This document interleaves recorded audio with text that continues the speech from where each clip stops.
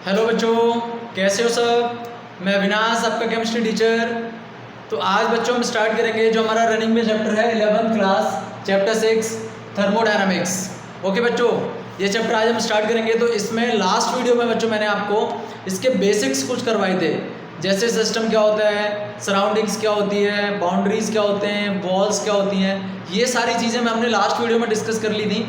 अगर आपने वो वीडियो नहीं देखी है तो एक बार उस वीडियो को जरूर देखिए, जिससे ये वीडियो अच्छे से क्लियर हो जाए। तो आज का जो बच्चों हमारा टॉपिक रहेगा वो रहेगा सिस्टम के बेसिस पे types of system. Types of system ये बच्चों आज हमें पढ़ना है। आज का हमारा टॉपिक है टाइप्स ऑफ सिस्टम। सिस्टम के कितने टाइप्स होते हैं, सिस्टम हमने पढ़ लिया। सिस्टम का मतलब क्या होता है बच्चों, कि कोई भी चीज़ जिसको हम स्टडी के लिए चूज करते हैं उसको हम सिस्टम बोलते हैं। Anything which choose for study is called system. कोई भी इस पूरे यूनिवर्स में से हमने कोई भी चीज़, सिस्टम वो चीज़ होती है जो हमने स्टडी के लिए चूज़ की है, और बाकी उसके छोड़ के जो चीज़ें बचती हैं वो सारी क्या होती हैं, सराउंडिंग्स। ये हमने लास्ट वीडियो में क्लियर कर लिया था। तो अब हमें ये समझना है बच्चों कि सिस्टम कितने टाइप्स के होते हैं। ओके, तो यही हमारा टॉपिक है आज का, टाइप्स ऑफ सिस्टम। तो देखो बच्चों, पहला यहाँ पे जो होता है आपका वो होता है ओपन सिस्टम। ओपन सिस्टम, अब आपको ये समझना है कि एक्चुअल में ये ओपन सिस्टम होता क्या है। सबसे पहले तो मैं इसकी यहाँ डेफिनेशन लिखता हूँ, उसको आप समझिएगा कि the system in which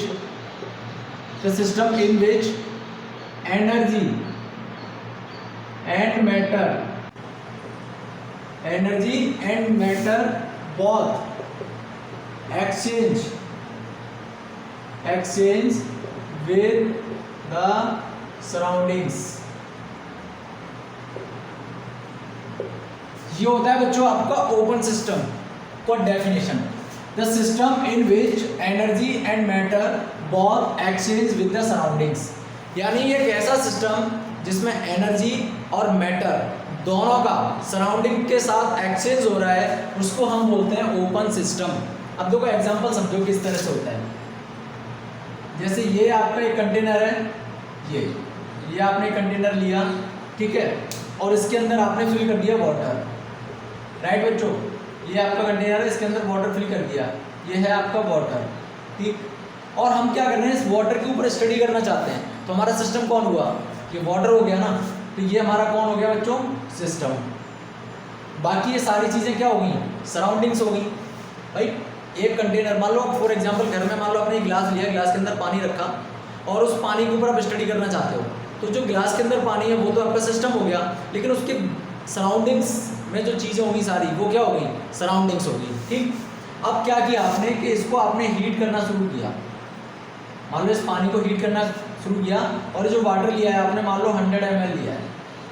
suppose करो ये जो पानी लिया आपने 100 ml लिया है और इसको हीट करना शुरू किया, और ये हमारा सिस्टम है, बाकी की सारी चीज़ें सराउंडिंग्स है।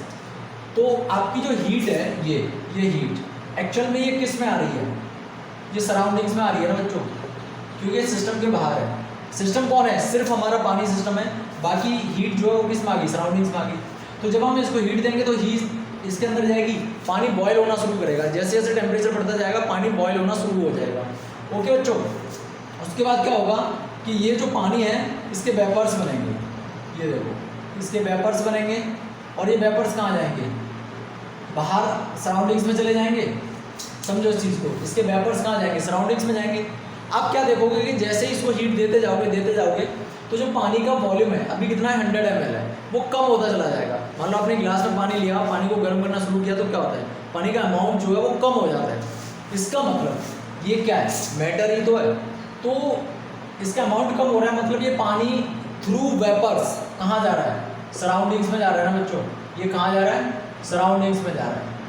और सराउंडिंग्स कौन है, इधर हीट कहाँ जा रही है, सिस्टम के अंदर। यानी सराउंडिंग किस में जा रही है, सिस्टम में, और सिस्टम कहाँ जा रहा है, सराउंडिंग में। तो दोनों का आपस में एक्सचेंज हो रहा है ना, तो इस सिस्टम को हम बोलेंगे बच्चों ओपन सिस्टम। समझ में आ गई बात। जैसे घर पे मान लो आपने एक बाउल लिया, बाउल के अंदर पानी रखा और पानी को गैस पर रखा, और उस गैस आपने चालू की, तो पानी हीट होगा, तो उसके वेपर्स बनेंगे, वो क्या होंगे, उड़ जाएंगे ना। तो मतलब वो कहाँ जा रहे हैं, सराउंडिंग्स में जा रहे हैं ना। हमारा सिस्टम कौन है बच्चों, सिस्टम तो हमारा पानी है ना, जो हमने चूज़ किया है स्टडी के लिए। राइट बच्चों। तो ये होता है हमारा ओपन सिस्टम, जिसकी डेफिनेशन क्या होती है, जिसके अंदर एनर्जी और मैटर दोनों का एक्सचेंज हो रहा है। तो देखो हीट क्या है, heat also form of energy, right. तो देखो हीट का भी एक्सचेंज हो रहा है और मैटर का भी एक्सचेंज हो रहा है, किसके अंदर, सराउंडिंग्स के अंदर। तो दोनों चीज़ यहाँ पे एक्सचेंज हो रही हैं, इसलिए बेटा हम इसको बोलेंगे ओपन सिस्टम, यानी एक ऐसा सिस्टम जिसमें एनर्जी और मैटर दोनों का एक्सचेंज होता है, उसको हम बोलते हैं ओपन सिस्टम। क्लियर। तो हमारा ये पहला सिस्टम क्लियर हो गया। एक बार इसका स्क्रीनशॉट लो, फिर हम अगले सिस्टम की तरफ चलते हैं।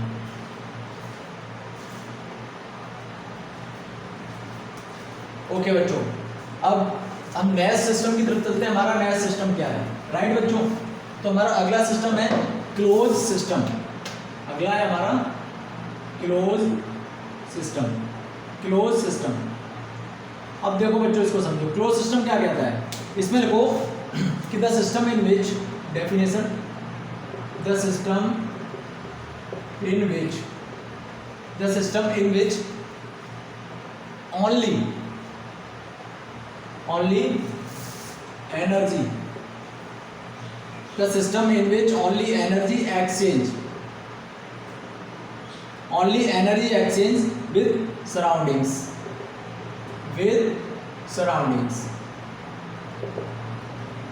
the system in which only energy exchange with surrounding, not matter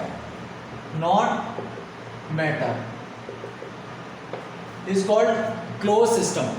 एक बार मैं रिवाइज करता हूँ definition, the system in which only energy exchange with surroundings not matter is called close system. यानी एक ऐसा सिस्टम जिसमें सिर्फ एनर्जी का एक्सचेंज हो रहा है, मैटर का एक्सचेंज नहीं हो रहा है, उसको हम बोलते हैं क्लोज सिस्टम। अब देखो इसका भी समझो एग्जाम्पल, जैसे ये हमारा मान लो एक कंटेनर है, सेम कंटेनर हमने लिया जो भी ओपन सिस्टम में लिया था, सेम वही कंटेनर लिया और इसके अंदर हमने पानी को फिल कर दिया, यानी वाटर को फिल कर दिया यहाँ पे। और हमारा सिस्टम यहाँ पे कौन हो गया, ये हो गया आपका वाटर, और ये है हमारा वाटर, ही हमारा सिस्टम है, इसी का हम स्टडी कर रहे हैं, राइट। अब देखो यहाँ पे एक चीज़ समझो, बट कंडीशन हमने क्या लगा दी कि यहाँ पे हमने इस कंटेनर को ना क्लोज कर दिया। ये देखो, ये कंटेनर को जो है हमने क्लोज कर दिया, पूरा पैक कर दिया, इसको बंद कर दिया, क्लोज कर दिया इस कंटेनर को ऊपर से, ठीक है। तो देखो यहाँ पे फिर आप हीट दे रहे हो, इसको सेम चीज़ रखनी है, सिर्फ कंटेनर को क्लोज करना है बस।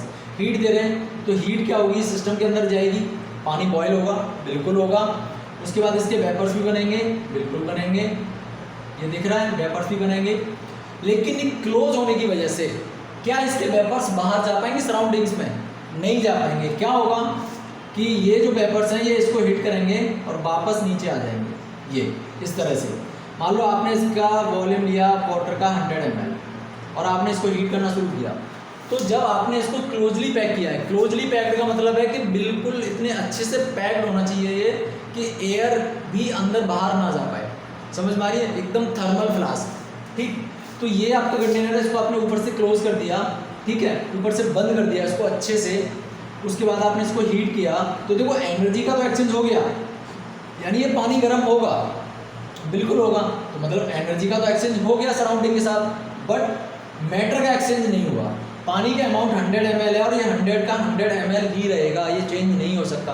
पानी बॉयल भी होगा, वेपर्स भी बनेंगे, वेपर जाएंगे ऊपर, इसको हिट करेंगे और वापस से नीचे पानी में कंडेंसेट हो जाएंगे वो। इसका मतलब क्या हुआ कि पानी का अमाउंट तो उतना ही रहेगा ना, पानी का अमाउंट तो कम नहीं होगा, तो मैटर का एक्सचेंज हुआ। जबकि ओपन सिस्टम में क्या हो रहा है, पानी का अमाउंट जो है वो कम हो रहा है। तो मतलब इस केस में क्या हुआ, मैटर का एक्सचेंज हुआ या नहीं हुआ, नहीं हुआ, क्योंकि सिस्टम हमने कैसा रखा है, यहाँ पे क्लोज रखा है। तो यहाँ पे सिर्फ किसका एक्सचेंज हो रहा है, यहाँ पे सिर्फ और सिर्फ एनर्जी का एक्सचेंज हो रहा है बच्चों, मैटर का एक्सचेंज नहीं हो रहा। इसलिए सिस्टम को हम क्या बोल रहे हैं बच्चों, क्लोज सिस्टम। यानी क्लोज सिस्टम एक ऐसा सिस्टम जिसमें सिर्फ एनर्जी का एक्सचेंज होता है, मैटर का एक्सचेंज नहीं होता, उसको हम बोलते हैं क्लोज सिस्टम। ओके बच्चों, इसका स्क्रीनशॉट लो, फिर हम अगले सिस्टम की तरफ चलते हैं। ले लिया, वेरी गुड बच्चों। अब हम अगले सिस्टम की तरफ चलते हैं। अगला सिस्टम है हमारा बच्चों आइसोलेटेड सिस्टम। अगला है आपका third, isolated system.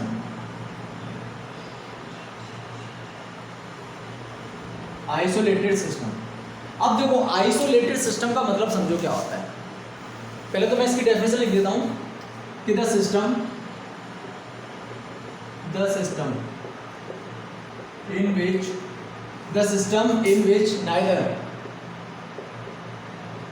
neither energy nor matter exchange with surroundings। ये देखो, यानी आइसोलेटेड सिस्टम के अंदर ना तो एनर्जी एक्सचेंज होती है और ना ही मैटर एक्सचेंज होता है, दोनों में से कोई भी चीज एक्सचेंज नहीं होती। यानी the system in which neither energy nor matter exchange with the surroundings, यानी एक ऐसा सिस्टम जिसमें एनर्जी और मैटर में से किसी का भी एक्सचेंज नहीं हो रहा है सराउंडिंग के साथ, उसको हम बोलते हैं आइसोलेटेड सिस्टम। एग्जाम्पल समझो, जैसे आपने सेम कंटेनर लिया, ये आपने सेम कंटेनर लिया जो अब तक हम लेते आ रहे हैं, राइट बच्चों, और इसमें हमने पानी को फिल किया, ये हमने वाटर को फिल कर दिया, और यहाँ पे क्या किया, सिस्टम को हमने क्लोज कर दिया। ठीक बच्चों, सिस्टम को हमने क्लोज कर दिया, ये सिस्टम लिया और इस सिस्टम को हमने कर दिया क्लोज, जो हमने क्लोज सिस्टम में किया था। तो देखो ये हमने लिया वाटर H2O, ये हमारा क्या हो गया सिस्टम, क्योंकि हमें इसी की स्टडी करनी है, बाकी सारी चीज़ें क्या हो गई सराउंडिंग्स हो गई। हमने इसको यहाँ पे हीट दी, लेकिन यहाँ पे हमने कंडीशन क्या लगाई, ये तो सारा सेटअप है हमारा क्लोज सिस्टम का, बट हम कौन सा सिस्टम पढ़ रहे हैं आइसोलेटेड। तो यहाँ पे हमने एक कंडीशन लगा दी बच्चों। कंडीशन क्या है कि ये जो इसकी वॉल्स हैं, कंटेनर की जो वॉल्स हैं, ये दिख रही है ना, मैंने वॉल्स पढ़ाई थी आपको प्रीवियस वीडियो में, तो आपको एक बार वो वीडियो देखनी चाहिए लास्ट वीडियो में, जिससे मैंने पहले ही कहा था कि अच्छे से क्लियर हो जाएगा ये टॉपिक्स। ये वॉल्स जो हमने लगा दी, ये लगा दी बच्चों एडियाबैटिक वॉल्स लगाई हैं। और ये मैंने लास्ट वीडियो में आपको बता चुका हूँ कि एडियाबैटिक वॉल्स का मतलब क्या होता है। एडियाबैटिक वॉल्स वो वॉल्स होती हैं जो इलेक्ट्रिसिटी को कंडक्ट नहीं करती हैं, नॉन कंडक्टर ऑफ हीट होती हैं वो, इलेक्ट्रिसिटी या heat non conductor of heat होती हैं वो, यानी एडियाबैटिक जो वॉल्स होंगी वो हीट को कंडक्ट नहीं करेंगी, राइट बच्चों। तो हम यहाँ पे क्या दे रहे हैं, हीट दे रहे हैं। अब ये वॉल्स कैसी लगी हुई हैं, एडियाबैटिक, तो ये हीट को कंडक्ट करेंगी नहीं करेंगी, क्योंकि एडियाबैटिक वॉल्स हीट को कंडक्ट नहीं करती हैं। तो जब ये हीट कंडक्ट नहीं करेंगी तो ना तो हीट यहाँ जाएगी और ना ही मैटर बाहर जाएगा, दोनों में से किसी भी चीज़ का एक्सचेंज होगा बच्चों, बिल्कुल नहीं होगा, क्योंकि यहाँ पे वॉल्स आपने कैसी लगा दी, एडियाबैटिक। और एडियाबैटिक का मतलब क्या होता है कि जो हीट को कंडक्ट नहीं करती हैं, those walls which do not conduct heat, उनको हम बोलते हैं एडियाबैटिक वॉल्स, राइट बच्चों। तो देखो, जब हीट जो इसकी वॉल्स हैं, आप हीट दे रहे हो लेकिन ये हीट को कंडक्ट नहीं करेंगी, तो हीट अंदर जाएगी नहीं जाएगी। उसके बाद आपने सिस्टम ऊपर से कैसा किया हुआ है, क्लोज, तो क्या मैटर बाहर जाएगा नहीं जाएगा। तो इस केस में ना तो एनर्जी का एक्सचेंज हुआ ना ही मैटर का एक्सचेंज हुआ, इसीलिए इसको हम बोलते हैं आइसोलेटेड सिस्टम, राइट बच्चों। अब देखो, मैं आपको ओपन सिस्टम, क्लोज सिस्टम और आइसोलेटेड सिस्टम का एक एक एग्जांपल देके बताता हूँ। ओपन सिस्टम जो आपके होते हैं वो तो नॉर्मल, आप बाउल ले लो, उसको में आप पानी हीट कर दो, वो सब ओपन सिस्टम है। मान लो घर में भी आप पानी गर्म करते हो बाउल्स में, तो वो भी आपका ओपन सिस्टम है। क्लोज सिस्टम क्या होता है, जैसे आपने थर्मल फ्लास्क देखा होगा, जैसे घरों में यूज होता है चाय के लिए, कांच का बना होता है, मिल्टन कंपनी के भी बहुत से आते हैं पोट, कि आप चाय बना के उसमें रख दो और उसको बंद कर दो, आप 6 घंटे बाद, 2 घंटे बाद, 4 घंटे बाद, 5 घंटे बाद या सुबह गर्म की शाम को देखोगे तो वो चाय आपको गर्म की गर्म मिलेगी। तो वो जो होता है वो आपका एग्जांपल होता है सेकंड वाले, यानी क्लोज सिस्टम का, ठीक। और आइसोलेटेड सिस्टम का अगर एग्जांपल आपको पता करना है तो सबसे बेस्ट एग्जांपल है बच्चों ये पूरा यूनिवर्स। इस पूरे यूनिवर्स को ही आप सिस्टम मान लो ना, मान लो मुझे पूरे यूनिवर्स की स्टडी करनी है तो पूरा यूनिवर्स ही मेरा सिस्टम हो गया ना, समझो इस चीज़ को। तो यूनिवर्स के बाहर तो कुछ हो नहीं सकता ना, सराउंडिंग तो है ही नहीं, क्योंकि पूरे यूनिवर्स को मैंने सिस्टम मान लिया। जब सराउंडिंग्स होगी नहीं तो फिर एक्सचेंज हो सकती है कोई चीज़, नहीं हो सकती। तो आइसोलेटेड सिस्टम का मतलब क्या हो गया, ना तो एनर्जी एक्सचेंज हो रही है ना मैटर एक्सचेंज हो रहा है, उसी को हम आइसोलेटेड सिस्टम बोल रहे हैं। तो ये बच्चों तीनों टाइप के सिस्टम्स आपके क्लियर हो चुके हैं। सिस्टम 3 टाइप के ही होते हैं, पहला होता है आपका ओपन सिस्टम, दूसरा होता है बच्चों आपका क्लोज सिस्टम और तीसरा होता है आपका आइसोलेटेड सिस्टम। ओपन सिस्टम में एनर्जी और मैटर दोनों का एक्सचेंज होता है, क्लोज सिस्टम में सिर्फ और सिर्फ एनर्जी का एक्सचेंज होता है, मैटर का एक्सचेंज नहीं होता, और आइसोलेटेड सिस्टम के अंदर दोनों चीज़ों का एक्सचेंज नहीं होता। ओके बच्चों, तो एक बार इसका स्क्रीनशॉट लो, फिर अगले टॉपिक की तरफ मूव करते हैं।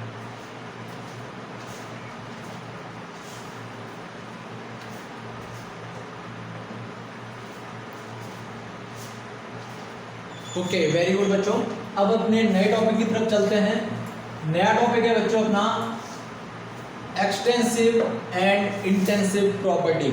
ये बहुत ही इंपॉर्टेंट टॉपिक है, टाइप्स ऑफ सिस्टम को भी रफ करते हैं बच्चों।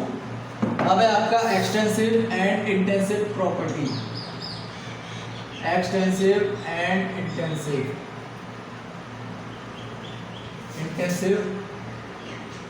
प्रॉपर्टी, ये देखो एक्सटेंसिव एंड इंटेंसिव प्रॉपर्टी, ये हमारा नया टॉपिक है। अब तो हमें ये समझना है कि एक्सटेंसिव और इंटेंसिव प्रॉपर्टी क्या होती है।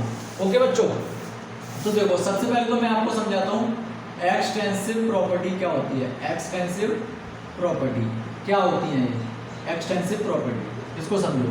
पहले तो मैं इसकी डेफिनेशन लिखता हूँ कि व्हेन, समझना डेफिनेशन को, when close system divided when closed system divided into two or more, when closed system divided into two or more parts then whose value change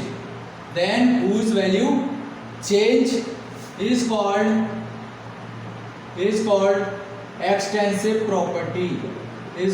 extensive property।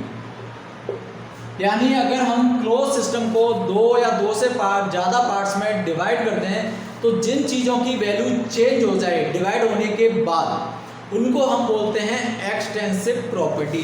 तो बच्चों इसके बेसिस पे अगर आपको ठीक है ना, इंटेंसिव प्रॉपर्टी को डिफाइन करना हो तो कैसे करोगे बच्चों। इंटेंसिव प्रॉपर्टी आप खुद ही कर सकते हो, बहुत सिंपल है। यानी जिनकी वैल्यू चेंज हो रही है उनको हम बोल रहे हैं एक्सटेंसिव प्रॉपर्टी। तो इंटेंसिव क्या हो जाएगा बच्चों, इंटेंसिव का मतलब बताओ कि दोज प्रॉपर्टीज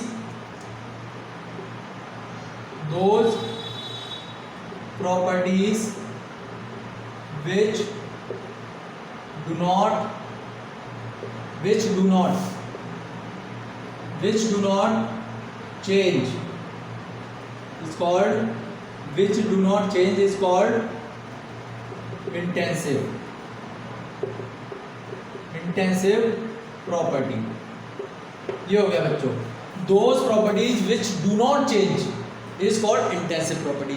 यानी जब आप, अब दोनों का मतलब एक साथ समझो, यानी कोई क्लोज सिस्टम है उसको आप डिवाइड कर रहे हो तो जिन चीज़ों की वैल्यू चेंज हो रही है उसको तो हम बोलते हैं एक्सटेंसिव प्रॉपर्टी, और जिन चीज़ों की वैल्यू चेंज नहीं हो रही है उनको हम बोलते हैं इंटेंसिव प्रॉपर्टी।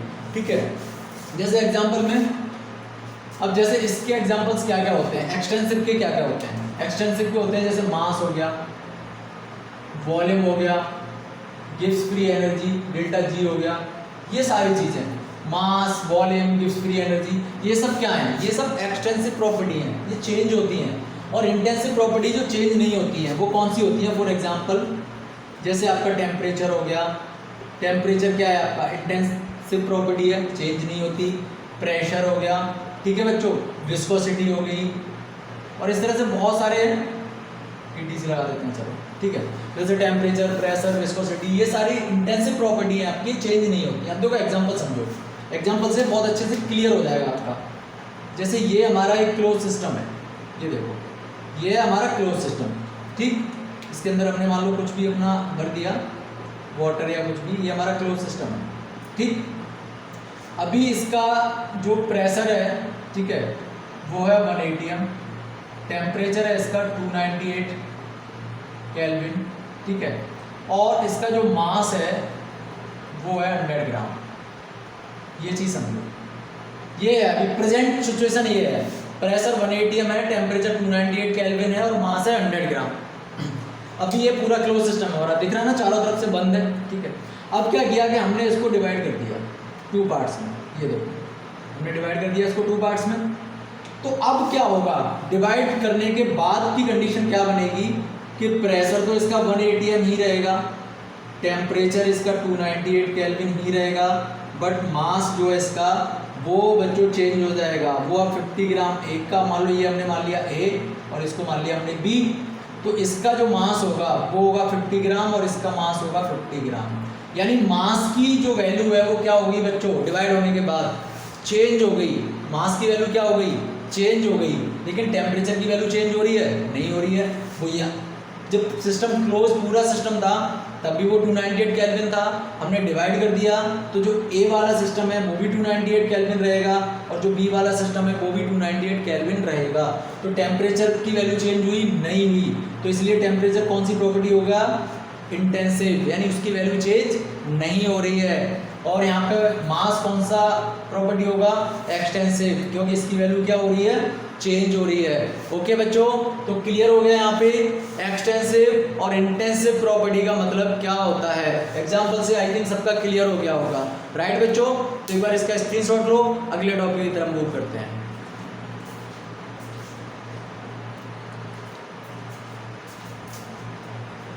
ओके बेटा, अब हम यहाँ पे अपना नया टॉपिक लगाते हैं जो कि काफ़ी ज़्यादा इम्पोर्टेंट टॉपिक है कंपटीशन पॉइंट ऑफ व्यू से, जिसको हम बोलते हैं, चलो इसको भी रफ कर देते हैं एक बार। ये हम टॉपिक हो चुका है हमारा। तो अब बच्चों स्टार्ट करते हैं स्टेट फंक्शन। स्टेट फंक्शन ये टॉपिक हो गया बच्चों हमारा। अगला टॉपिक है हमारा स्टेट फंक्शन, राइट। इसका एक और नाम होता है, इसको वेरिएबल भी बोलते हैं, वेरिएबल। ठीक, पहले तो इसका मतलब समझो। इसका मतलब क्या है, इसका मतलब होता है कि when values of system independent, when values of system independent of path but depend only on initial and final state. ये होता है बच्चों आपका स्टेट फंक्शन का मतलब समझो। कोई भी सिस्टम काम कर रहा है तो वो किस पाथ से काम कर रहा है हमें उससे मतलब नहीं होता। हमारा मतलब सिर्फ इनिशियल स्टेट और फाइनल स्टेट से होता है, उसको हम बोलते हैं स्टेट फंक्शन। देखो नाम से पता चल रहा है स्टेट, यानी हमें सिर्फ इनिशियल स्टेट और फाइनल स्टेट से ही मतलब है, हमें उसके पाथ से मतलब नहीं है। फॉर एग्जाम्पल, आप अपने घर से स्कूल जाते हो, ठीक। अब एग्जाम्पल समझो, जैसे ये आप खड़े हो यहाँ पे और ये आपका स्कूल है, यही आपका घर है होम और ये आपका स्कूल, ठीक। आपको स्कूल पहुँचना है 7:30, राइट। आप 6:30 अपने घर पे हो, आपको 7:30 स्कूल पहुँचना है। या तो आप सीधे पहुँच जाओ या आप ऐसे ऐसे ऐसे ऐसे घूम के यहाँ पे पहुँचो। स्कूल को आप किस रास्ते से आ रहे हो इससे मतलब है, या फिर स्कूल ये चाहेगा कि आप 7:30 स्कूल पहुँचो। बताओ भाई, स्कूल को तो मतलब सिर्फ इस चीज़ से है कि आप 7:30 बजे स्कूल पहुँचना है आपको। अब आप किस रास्ते से आ रहे हो, स्कूल को इससे तो मतलब नहीं है ना। कोई स्कूल आपसे ये तो नहीं कहता ना कि बेटा इस रास्ते से आना है आपको। आप कहीं से भी आओ, आप सीधे आओ, घूम के आओ, पैदल आओ, बाइक से आओ, ऑटो से आओ, बस से आओ, आपकी हेडिंग है। उसको तो 7:30 स्कूल चाहिए, आप समझे इस चीज़ को। तो स्टेट फंक्शन यही चीज़ कहता है। तो ये आपकी कौन सी स्टेट हुई बच्चों, इनिशियल, और ये कौन सी स्टेट हो गई, फाइनल। तो यहाँ पे सिस्टम को किस चीज़ से मतलब है, इनिशियल और फाइनल से ही तो मतलब है। आपका पाथ क्या है उससे मतलब नहीं है। तो यहाँ पे स्टेट फंक्शन का मतलब क्या हुआ बच्चों, कि सिस्टम जो काम कर रहा है हमें उसकी इनिशियल और फाइनल स्टेट से ही मतलब है, उसके पाथ से हमें कोई मतलब नहीं होता। उसी को हम बोलते हैं स्टेट फंक्शन। डेफिनेशन भी वही कह रही है कि when value of system independent of path. System की जो वैल्यू होती है वो पाथ पर इंडिपेंडेंट होती है, बट वो डिपेंड किस पे होती है, तो depend only on initial and final state. वो सिर्फ इनिशियल स्टेट और फाइनल स्टेट पे ही डिपेंड होती है, उसके पाथ पे डिपेंड नहीं होती। उसी को हम बोलते हैं बच्चों स्टेट फंक्शन, यानी वेरिएबल। क्लियर हो गया बच्चों। एक बार इसका स्क्रीनशॉट लो, नेक्स्ट टॉपिक की तरफ मूव करते हैं।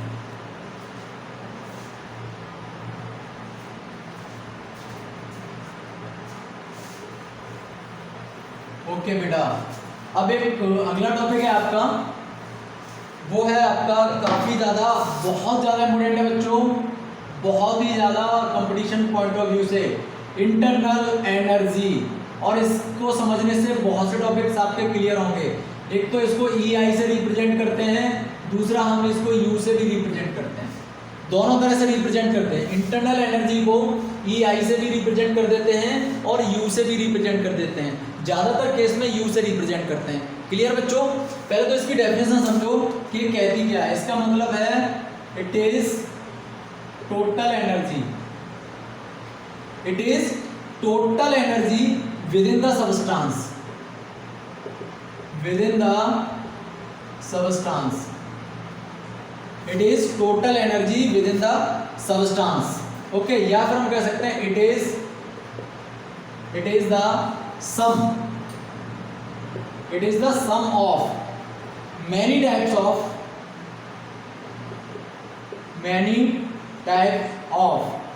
energies, many types of energies। ये यानी कोई भी सिस्टम है उसमें जितनी एनर्जी है उन सबका सम जो होता है वो उसकी इंटरनल एनर्जी होता है। समझ में आ गई बात? यानी कोई भी सिस्टम है उसका जो सम होगा वो उसकी सिस्टम की क्या होगी? इंटरनल एनर्जी होगी, यानी U होगा। अब जैसे कौन कौन सी होती हैं, अब जैसे इसका एग्जांपल समझो। जैसे मान के चलो ये सिस्टम है, अब इस सिस्टम के अंदर आपकी कई सारी एनर्जी हैं, ठीक है। जैसे मान लो वाइब्रेशनल एनर्जी भी इस सिस्टम में है, ठीक है। आपकी मान लो ट्रांसलेशन एनर्जी भी इस सिस्टम में है। अब ये दो तरह की एनर्जी हो गई। अब मान लो इस एनर्जी की अपनी वैल्यू होगी, मान लो इसकी वैल्यू है A, इस एनर्जी की वैल्यू है B, और हमें इस पूरे सिस्टम की इंटरनल एनर्जी पता करना है तो क्या करेंगे? अगर हमें U पता करना है तो U equal A plus B, यही तो होगा। मान लो ये आपका एक सिस्टम है ये, और इस सिस्टम में दो एनर्जी हैं, एक है आपकी वाइब्रेशनल एनर्जी, दूसरी है आपकी ट्रांसलेशन एनर्जी। वाइब्रेशनल एनर्जी की वैल्यू है A और ट्रांसलेशन एनर्जी की वैल्यू है B। तो हमें देखो क्या निकालना है, U मतलब इंटरनल एनर्जी हमें पता करनी है। तो हम क्या करेंगे? इन दोनों का सम करेंगे, क्योंकि it is the sum of many types of energies. जितनी भी एनर्जी सिस्टम में होंगी उनका सम क्या होगा? Internal energy. तो U equal A plus B कर देंगे हम। तो ये क्या हो गया? ये आपको इंटरनल एनर्जी पता चल गया। समझ में आ गया मतलब? क्लियर बेटा? अब देखो उसके पॉइंट ऑफ व्यू पे इसका एक फॉर्मूला होता है। अगर आपको चेंज इन इंटरनल एनर्जी पता करना है तो देखो चेंज इन की बात आती है तो डेल लग जाता है, तो ये डेल U हो गया। और इसके बाद हमें पता करना है चेंज इन एनर्जी, तो क्या करेंगे? U2 माइनस U1, यानी ज़्यादा में से कम को घटा दो। एक सिस्टम है जैसा कि हमने एग्जांपल लिया था ये वाला, कि इसमें एक तो वाइब्रेशनल एनर्जी है और एक ट्रांसलेशन एनर्जी है। तो वाइब्रेशनल एनर्जी की भी अपनी वैल्यू होगी, ट्रांसलेशन एनर्जी की अपनी वैल्यू होगी। तो जिसकी वैल्यू ज़्यादा हो उसमें से कम वाले को घटा दो, आपको डिफरेंस पता चल जाएगा, चेंज पता चल जाएगा इंटरनल एनर्जी का।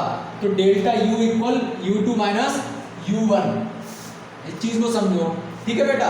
अब देखो मैं आपको सीधे सीधे बता देता हूँ कि अगर कोई प्रोसेस एक्सोथर्मिक है, एक्सोथर्मिक का मतलब क्या होता है? जिसमें हीट इवॉल्व होती है।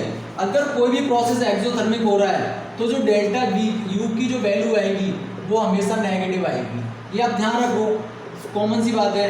अगर आप कोई प्रोसेस एंडोथर्मिक हो रहा है, एंडोथर्मिक, तो जो डेल्टा U की वैल्यू होगी, ठीक है, डेल्टा U की वैल्यू वो कैसी हो जाएगी? पॉजिटिव। ये बात भी ध्यान रखना बहुत अच्छे से ध्यान रखना। इसके बेसिस पर कंपटीशन में क्वेश्चन मिलते हैं बच्चों। एक्सोथर्मिक प्रोसेस हो रहा है तो डेल्टा U की वैल्यू हमेशा नेगेटिव होगी, और एंडोथर्मिक प्रोसेस हो रहा है तो डेल्टा U की वैल्यू हमेशा क्या होगी? पॉजिटिव, ठीक है। और डेल्टा U निकालते कैसे हैं? U2 minus U1। क्लियर हो गया बच्चों? अब जो ये U होता है, यहाँ पर नोट डाल के आप लिखोगे कि जो U होता है ना, ये U का मतलब क्या है? चेंज इन एनर्जी, वो सॉरी इंटरनल एनर्जी। U का मतलब क्या होता है बच्चों? Internal energy. तो इंटरनल एनर्जी हमेशा डिपेंड किस पर करती है? इस चीज़ को समझो कि इट डिपेंड ओनली, या ओनली मत लगाओ, इट डिपेंड अपॉन कर दो यहाँ पे। इट डिपेंड अपॉन, किस पर डिपेंड करती है? टेम्परेचर, प्रेशर, वॉल्यूम, ठीक है, and quantity and quantity of matter in चीज़ों पर डिपेंड करती है।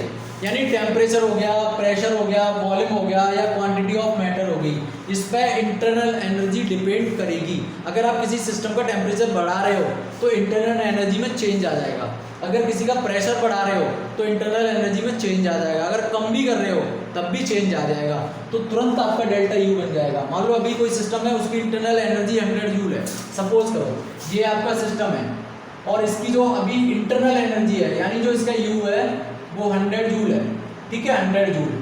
अब मैंने क्या कर दिया, सिस्टम को टेम्परेचर बढ़ा दिया, तो टेम्परेचर गया मतलब इसके अंदर एनर्जी गई, हीट एनर्जी। तो मान लो इसकी अगर अब टेम्परेचर इसका एनर्जी हो गया 120 जूल, तो यहाँ पे क्या है, मुझे डेल यू निकालना है, तो कितना इंटरनल एनर्जी में चेंज आया, ये फॉर्मूला देखो अप्लाई कैसे कर लेते हैं। मान लो अभी इसका जो इंटरनल एनर्जी है सिस्टम की वो 100 जूल है, मैंने इसको हीट दे दी, ये इसको हीट दी, तो अब इसकी जो एनर्जी है वो 120 जूल हो गई। अब मुझे क्या पता चलना है, चेंज इन इंटरनल एनर्जी पता करना है, तो डेल्टा यू क्या करूँगा, U2 माइनस U1, तो डेल यू और कितना है 120 माइनस 100, तो डेल यू कितना आ जाएगा 20 जूल। यानी चेंज इन इंटरनल एनर्जी कितना हुआ है टेम्परेचर बढ़ाने पे, 20 जूल हुआ है। कितना हुआ है 20 जूल। तो ये हो गया आपका इंटरनल एनर्जी का पार्ट। एक बार इसका स्क्रीनशॉट लो।